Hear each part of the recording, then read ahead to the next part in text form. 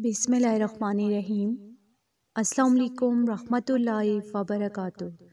نبی پاک صلی اللہ علیہ وآلہ وسلم نے فرمایا، شب برات کی رات یہ نفل نماز پڑھ لو، اللہ 70 بار اپنے بندے کو دیکھتا ہے۔ یہ نماز اللہ تعالیٰ کو سب سے زیادہ پسند ہے۔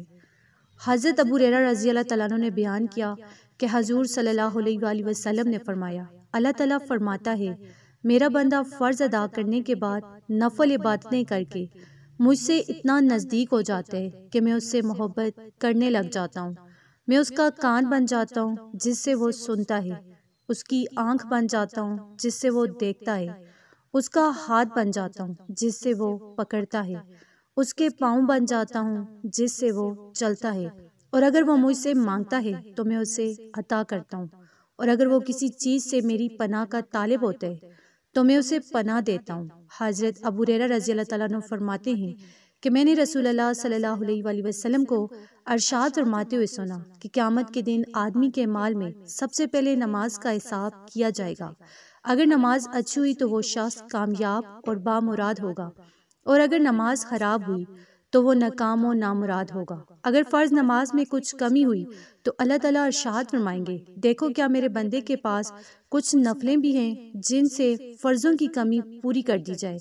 اگر نفلیں ہوں گی تو اللہ تعالیٰ ان سے فرضوں کی کمی پوری فرما دیں گے۔ اس کے بعد پھر اسی طرح باقی مال، روزہ، زکوٰۃ وغیرہ کا حساب ہوگا، یعنی فرض روزوں کی کمی نفل روزوں سے پوری کی جائے گی، اور زکوٰۃ کی کمی نفلی صدقات سے پوری کی جائے گی۔ تو نفل نماز وہ نماز ہے جو اللہ تعالیٰ کو بہت پسند ہے۔ جب اللہ کسی بندے کو اپنے قریب کرنا چاہتا ہے تو اسے نفل نماز پڑھنے کی توفیق دیتا ہے، یعنی وہ شوق سے نفل ادا کرتا ہے، نفل پڑھنے میں خوشی محسوس کرتا ہے۔ تو شب برات کی رات نوافل لازمی پڑھیں، کیونکہ نوافل نماز اور نوافل پڑھنے والا اللہ کو بہت پسند ہے۔ حضرت علی رضی اللہ تعالیٰ عنہ فرماتے ہیں کہ حضور نبی اکرم صلی اللہ علیہ وآلہ وسلم نے فرمایا، جب شعبان کی 15ویں رات ہو تو تم اس رات کو قیام کیا کرو اور اس کے دن روزہ رکھا کرو، بے شک اللہ تعالیٰ اس رات اپنے حسب حال غروب آفتاب کے وقت آسمان دنیا پر نزول فرماتا ہے، تو وہ کہتا ہے، کیا کوئی مجھ سے مغفرت طلب کرنے والا نہیں ہے کہ میں اسے بخش دوں؟ کوئی رزق طلب کرنے والا نہیں ہے کہ میں اسے رزق دوں؟ کیا کوئی بیماری میں مبتلا تو نہیں ہے کہ میں اسے عافیت دوں؟ کیا کوئی ایسا نہیں، کیا کوئی ویسا نہیں، یہاں تک کہ طلوع فجر ہو جاتی ہے۔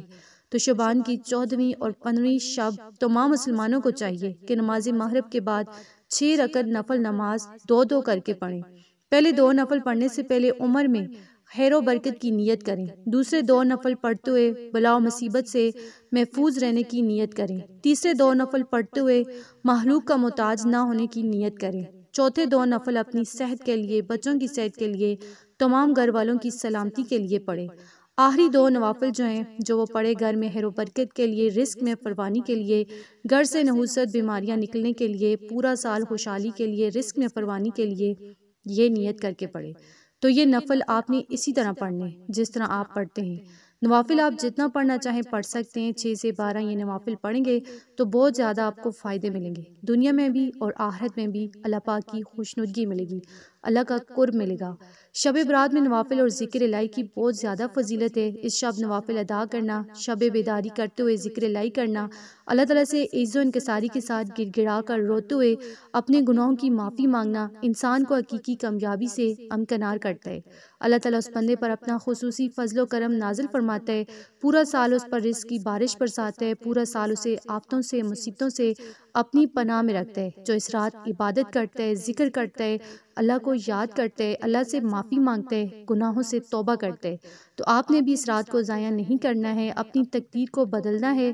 تو اس رات کو عبادت کریں، ذکر و اذکار کریں، اللہ کو یاد کریں۔ اگر آپ کو ویڈیو اچھی لگی، اسے آپ نے لائک کرنا ہے، شیئر کرنا ہے اور چینل کو سبسکرائب کرنا ہے۔